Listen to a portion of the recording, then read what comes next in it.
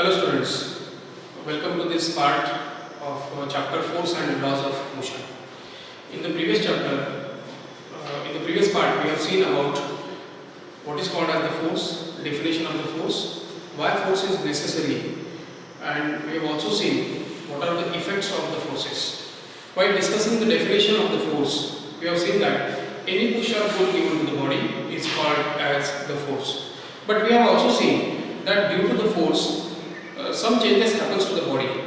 Those changes are called as effects of the forces.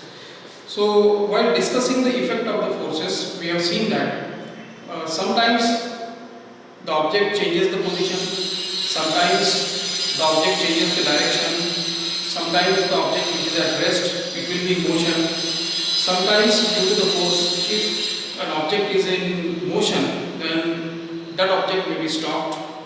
Sometimes the direction of the object also changes. Sometimes the shape and size of the object also changes. So we have seen that these are the effects of the forces. In today's part, we are going to see about what are called as the types of the forces. Because in this chapter, while discussing the force and laws of motion, we will come across the different types of the forces. So let us see what kinds and what are the types of the forces we are going to discuss in this chapter.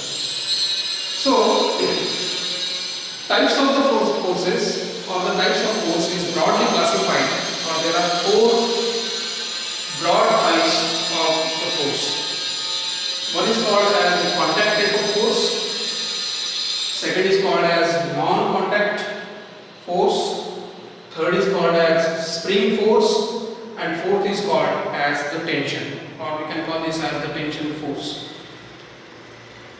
As the name itself you are saying that contact, non-contact, spring and tension, these names itself suggest that what kind of force is this. Contact force again further classified into two types, two sub-types are there, that is nothing but the frictional force and normal force. So, contact force itself, the name suggests that when two objects or when two bodies are in actual contact with each other, then the force which is present in that situation is called as the contact type of force. Non-contact type of force is again further classified into three types, that is gravitational force, magnetic force and electrostatic force. Here also the non-contact type of force itself, the name suggests that if the two bodies which are not in actual contact with each other, but even then these two bodies exerts force on each other, then those types of forces are called as non-contact type of force. Third is nothing but the spring force. We will see it in detail later on what exactly the spring force means, but we have an idea what is called as the spring over here. And tension is the next type of the force. We will study in detail what exactly the tension means. When the body is subjected or the body is tied to a spring, then this type of force arises in the body. That's why we will see in detail this tension with the help of diagrams over here. Let us discuss these forces in detail.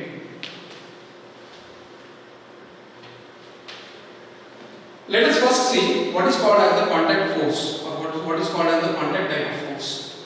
Here the definition is been given. A force involving direct contact of two bodies is called as contact force.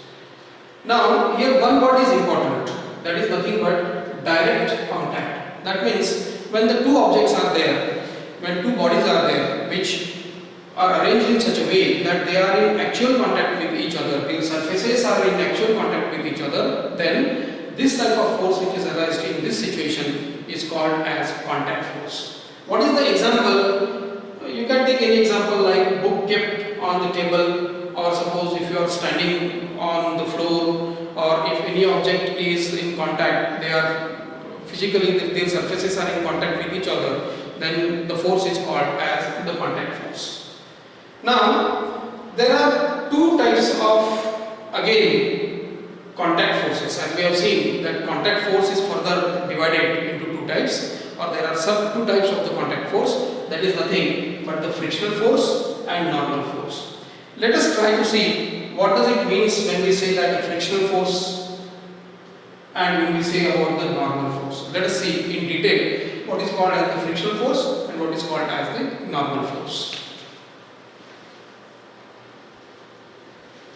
Now, let us understand the frictional force over here.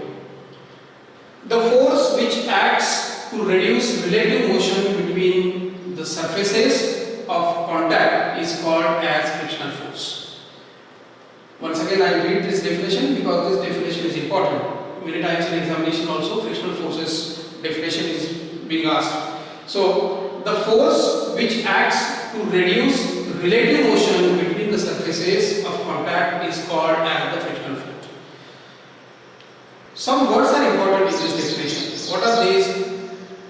Reduce relative motion. Now, let us take an example that if you are sliding one object on the surface of the other, then when you slide one object on the other, let's take an example of roller skates. Now, when you play the game of the roller skate, you know that there is a friction between that wheels of the roller skate and as well as the floor. So, there is a relative motion between the two surfaces of the two objects over here. So, the force which acts to reduce the relative motion between the surfaces of contact is called as the friction force. Let us take an example over here.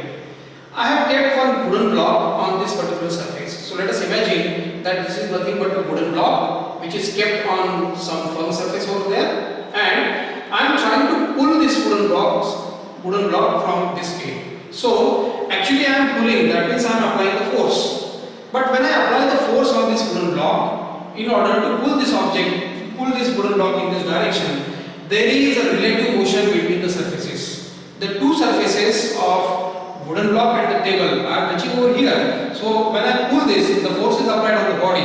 That means there is a relative motion between the two surfaces over here. Now, in order to reduce this relative motion, one force acts on the surfaces, which is in this direction. This force which reduces, because we have seen over here, to reduce the relative motion, the force which acts to reduce the relative motion. Now these two objects are in relative motion to each other. Now when this force is applied, there is a relative motion, there is a force. In order to reduce this force, we have to apply the force. That force is nothing but a frictional force. So here also, if suppose the object is pulled in this direction, the frictional force will be opposite to this direction. That means the friction is nothing, or the frictional force is nothing, but the force which acts to reduce the relative motion between the two objects is called as the frictional force. Here also, one boy is trying to push this particular object, this particular piece of wood over here. Then he takes some efforts to push this particular wooden box or wooden object over there. So, in order to push, the force which reduces the relative motion between this box and the surface, this is called as the friction. There are some important points related with the friction. Let's try to see what are the important points. Frictional force opposes relative motion between the surface of contact. This is one of the property, this is one of the important property of the frictional force, that it opposes. What for it opposes? It opposes the relative motion between the surfaces. So we have seen in this example also there are two surfaces. Frictional force opposes the relative motion between the surfaces. Frictional force sometimes produces the motion. Now you will be quite surprised that if the frictional force is opposite force, or we can call this as this force opposes the relative motion, then how can it produces the motion? Let me give you the example. When you walk on the surface, the moment you start walking, your leg pushes the floor in the backward direction. So when you push the floor with your leg in backward direction, in back direction, then the frictional force enables you to walk effectively on the surface of the floor. So that's why the frictional force sometimes produces the motion. So this is about what is called as the frictional force.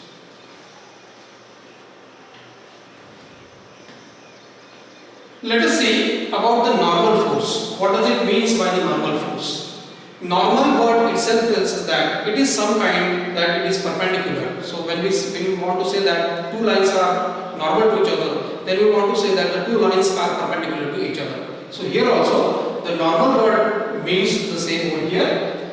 Let us read the definition of the normal force. The force acting on a body perpendicular to the surface of contact is called as the normal force. Once again I will read the definition. The force acting on a body perpendicular to the surface of contact is called as the normal force. Now, here also the force is discussed, but this force, now this time it is perpendicular. Perpendicular to what? Perpendicular to the surface of contact of the two bodies. Let us take an example, that if suppose this object, let us take the example of the book, or let us take an example of a wooden block. An object is kept on this particular surface. So when the object is placed on this surface over here, a force is exerted by this particular surface on this book or this block. This force is normal. That means if you see the force which is acting over here, this force, if I see the angle between the direction of the force and this particular surface, this is nothing but the 90 degree. So we can say that this particular force which is acting by this surface on this, say, book, this is in upward direction, that means it is acting normally, that means it is acting in the angle between these two surfaces and this force is nothing but 90 degree. So we can say that the frictional force is nothing but the force which acts on the body perpendicular to the two surfaces, that is called as the frictional force. Let us take an example that a boy is shown over here is standing firmly on the floor. That means the floor on which he is standing, it is also exerting a force in upward direction. So this force which is nothing but is normal. So we can say that the force which is exerted in terms of weight of this boy is nothing but in downward direction, but on the contrary, on the other hand, the floor is also exerting a force in the opposite direction, that is called as the normal. This normal is also referred as, sometimes it refers as the normal reaction, and sometimes it refers as the normal. So this is what is called as the normal force.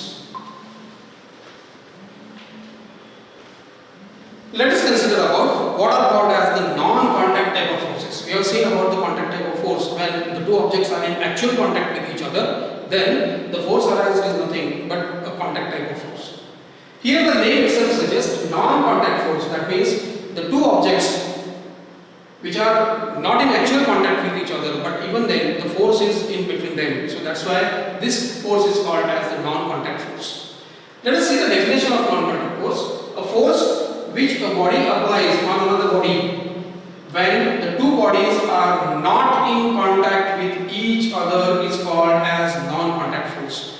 Now you will be surprised, you will be amazed to see that how it is possible when the two objects are not in actual contact with each other, but even then they are applying force on each other. So here the same thing is being discussed, that even if the two objects, two bodies are not in actual contact with each other, they are not touching with each other, but even then they are exerting a force on each other. So such a force when the bodies are not in contact, but even then the two objects or two bodies are exerting the force on each other, these forces are called as non-contact type of forces. If we see in detail what are the further segregation of these non-contact forces, there are three types of non-contact force. One is called as the gravitational force, second is magnetic force, and third is electrostatic force. Let us see a little bit information about the gravitational force, magnetic force and electrostatic force. Now what is the gravitational force? The gravitation itself tells us that something is getting attracted. So here also, if you see the definition of the gravitational force, we can say that the force of attraction which one body exerts on the other because of their masses is called as the gravitational force. In gravitation chapter, we are going to see in detail this type of force, but as this is a type of force, we must discuss it here also, that the definition of the gravitational force itself tells us that the force of attraction which one body exerts on the other because of their masses is called as the gravitational force.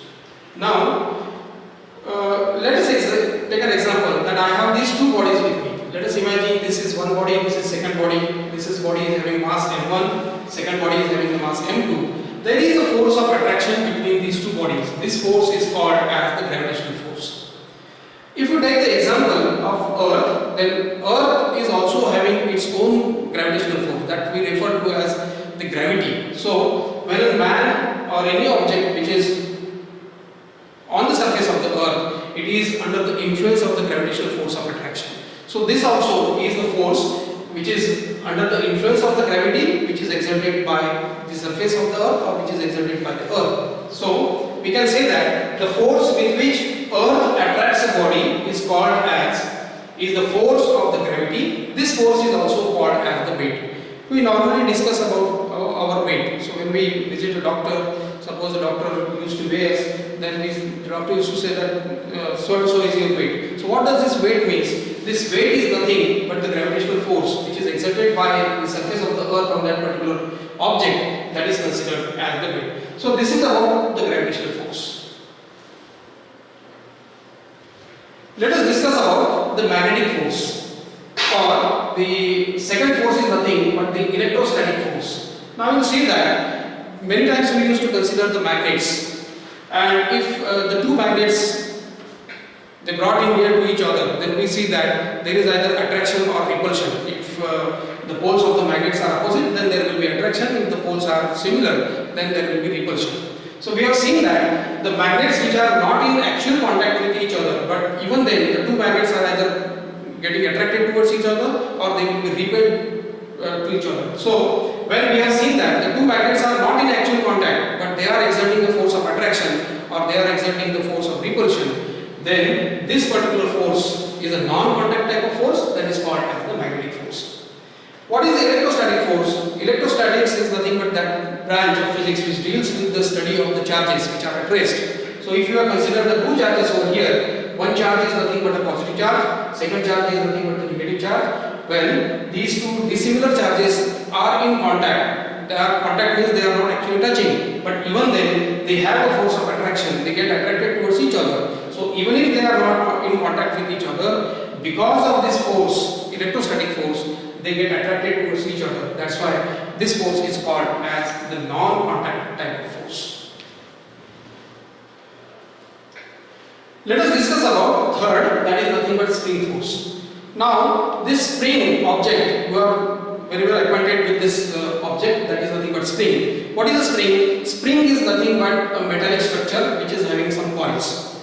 Now what is the characteristics of the spring? Spring has the ability to extend and to compress. So when I apply a force in downward direction, maybe by applying the force by my hand or maybe applying some load over here, so this spring is get extended, and when the load is released, when the force is released, this is again going to be compressed. So compression and extension happens to be there in the spring. So when the load is applied, there is an internal restoring force acting on the body. So this internal restoring force, which tries to regain its original size and shape, enables this spring to again contract. So here also we have seen that the force is applied on one end, this is expanded, but the moment the force is released, the spring gets contracted again. So this type of force, which enables the spring to again regain to its original shape and size, that force is called as the spring force. Let us take an example. Let us take an important concept over here, that is nothing but tension. In order to explain the tension, let us take this example that I have suppose a rope in my hand, and one end of the rope is firmly held over here and other end is free. On the other end, which is free, some load is being tied to this end, so that this string will act freely. So what is the tension? Suppose a load is tied to a string and other end is tied to a rigid support. The load tends to extend the string. Now because of this load, because of this force which is in downward direction, this particular load tries to extend this particular string. The internal forces are developed in the string to oppose the extension. Now what happens when this force is applied in the downward direction? There is the development of the internal restoring force in the string. This internal restoring force, which actually holds this load, this particular internal restoring force is exactly opposite to the force which is in downward direction. So when this particular internal restoring force which is developed in upward direction, which is exactly opposite to the force which is applied in terms of weight of this object in downward direction, this particular internal restoring force is referred as the tension. So if you consider this diagram also, I have a block with me. I have suspended this block with the help of this string, and this string is tied to a fixed beam. So when this force is applied, this weight is applied in downward direction, there is an internal restoring force developed in the string. This internal restoring force is exactly opposite direction as that of this weight which is in downward direction. So this particular force which is developed in the string in upward direction, exactly opposite to this weight which is in downward direction, that particular force is called as the tension. So what are the other points important for the tension? Tension is the string, tension in the string has the effect of pulling the bodies tied to its ends. So when an object is suspended to the string, this object has a always tendency to pull this weight in downward direction. So whenever the tension is developed in the string, this tension in the string has the effect which is enables this body to pull always in the downward direction. That is called as the what is called as the tension in the string. So we have seen that 4 types of forces we have seen. First is called as the contact type of force. Second is called as non-contact type of force. Third is called as the tension, spring force, and the fourth is called as the tension, which is nothing but inevitable type of these tensions. So while discussing the contact type of force, we have seen that further the contact type of forces are classified. Non-contact type of forces are also further classified.